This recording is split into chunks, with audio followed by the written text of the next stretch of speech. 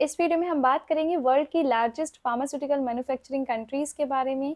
वो देश जो फार्मा मैन्युफैक्चरिंग के मामले में सबसे आगे चल रहे हैं। इनमें सबसे पहले नंबर पे आता है, मुझे लगता है कि जो भी फार्मा प्रोफेशन में है, इस फील्ड में है, उनको पता होगा सबसे आगे है या कहें फार्मा बिजनेस के मामले में जो सबसे आगे है वो है यूएसए। सिर्फ बिजनेस के मामले में नहीं, फार्मा एजुकेशन भी यहाँ पे ग्रोथ भी, फार्मा एजुकेशन का ग्रोथ डेवलपमेंट सब यहाँ पे बहुत अच्छा देखने को मिलता है। USA, United state of America, आप जानते हैं कि एफडीए, ये जो एफडीए है जो कई सारे ड्रग्स के लिए अप्रूवल देती है, एफडीए यहीं की रेगुलेटरी अथॉरिटी है। तो समझ सकते हैं यहाँ पे ग्रोथ बहुत अच्छा है और कई सारी जो सबसे बड़ी फार्मास्यूटिकल मैन्युफैक्चरिंग कंपनीज है उनका ये होस्ट है। तो अगले नंबर पे आता है चाइना, सेकेंड लार्जेस्ट है फार्मा मैन्युफैक्चरिंग के मामले में।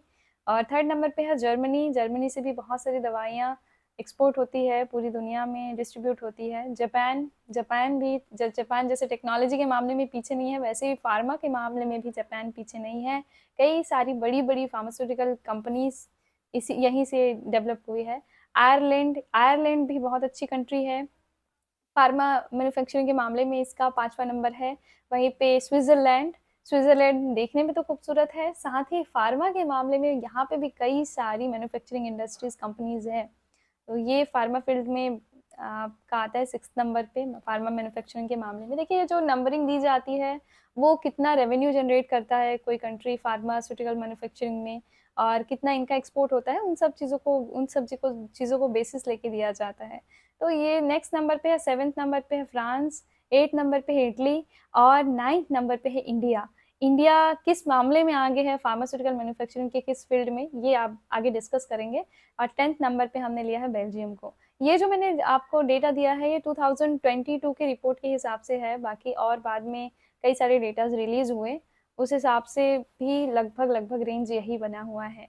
तो कभी आप सोच रहे हैं कि बाहर की कंट्री में जाके काम करना है फार्मा स्यूटिकल फील्ड में, इन कंट्रीज़ में आप एंटर कर सकते हैं। अगर आप चाहते हैं कि बाहर से आप कोई रिसर्च की स्टडी करना चाहते हैं तो आर&डी के लिए भी और इंडस्ट्री में ज्वाइन करने के लिए भी ये कंट्रीज़ बहुत अच्छी हैं, जो फार्मा प्रोफेशनल्स हैं उनके लिए।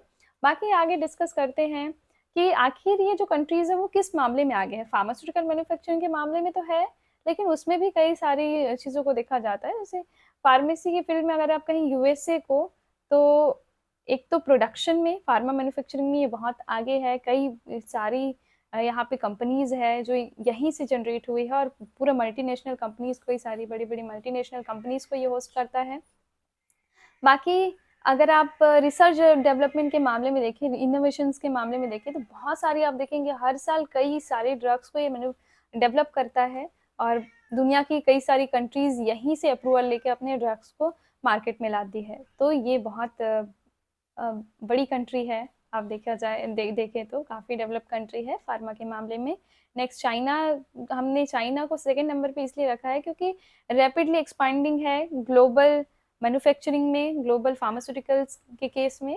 यहाँ से भी बहुत अमाउंट में ड्रग्स का एक्सपोर्ट होता है। चाइना बहुत सारे मामलों में आगे है, फार्मा में आगे रहना इसके लिए कोई बड़ी बात नहीं है।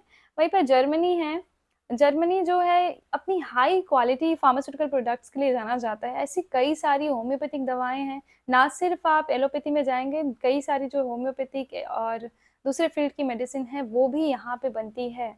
जो जर्मन दवाइयों की क्वालिटी कमाल की होती है, इसलिए ये जाना जाता है।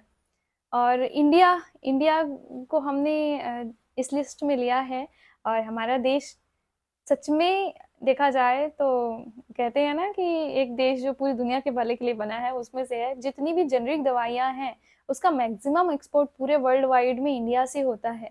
तो सस्ती दवाइयों के मामले में, मतलब जो लोगों को कम खर्चे पे, कम अमाउंट में, ज़्यादा कम एक्सपेंस पे लोकल लोगों को अफोर्ड हो सके, ऐसे दवाइयाँ बनाने का काम हमारा देश करता है। और ये बहुत गर्व की बात है कि हमारे देश ने कोविड के टाइम पे भी ना जाने कितनी दूसरी कंट्रीज़ को फ्री में ड्रग डिस्ट्रीब्यूट किया, और काफ़ी कम कॉस्ट पे ड्रग डिस्ट्रीब्यूट किया। तो हमारा भारत हमेशा ही से ही जेनरिक मेडिसिन्स के, जेनरिक ड्रग्स के सप्लायर के रूप में एक बहुत बड़ी कंट्री के रूप में देखा जाता है जेनरिक मेडिसिन्स के सप्लाई में।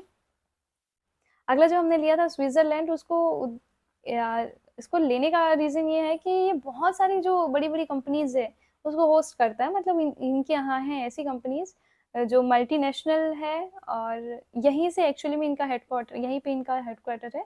बाकी मैंने जापान को भी लिस्ट में लिया है, तो जापान तो उसके बारे में ज़्यादा कुछ बोलने की ज़रूरत नहीं है, खुद में टेक्नोलॉजी के फील्ड में आगे हैं। और यहाँ का भी जो यहाँ रिसर्च, फार्मा का रिसर्च बहुत ज़्यादा एक्सपांडिंग है। और जापान एक बहुत अच्छी कंट्री हो सकती है अगर आप एशिया में रहते हैं, तो आगे अगर आप R&D में जाना चाहते हैं तो ये बहुत अच्छी कंट्री है अब्रॉड में जाके रिसर्च करने के लिए फार्मा के फील्ड में। फ्रांस का भी काफ़ी सिग्निफिकेंट रोल है, और फार्मा सेक्टर में एक बहुत बड़े कंट्रीब्यूटर के रूप में जाना जाता है, इसलिए भी इसको इस लिस्ट में लिया गया है। तो ये मैंने कुछ मेजर कंट्रीज़ के बारे में बताया। और आप चाहे आप जिस भी कंट्री में हैं अपना बताइए, आपकी कंट्री में फार्मा का हालत कैसा है, या आपकी कंट्री में किस तरह की सिचुएशन चल रही है फार्मा मैन्युफैक्चरिंग के मामले में। ये तो मैंने सिर्फ टॉप 10 कंट्रीज़ के बारे में बताया, बाकी और ऐसी बहुत सी कंट्रीज़ है जिनका मेजर कंट्रीब्यूशन रहा है पूरे वर्ल्ड वाइड फार्मास्यूटिकल मैन्युफैक्चरिंग में। इस वीडियो में बस इतना ही। Thank you so much. Stay healthy, stay safe, have a good day.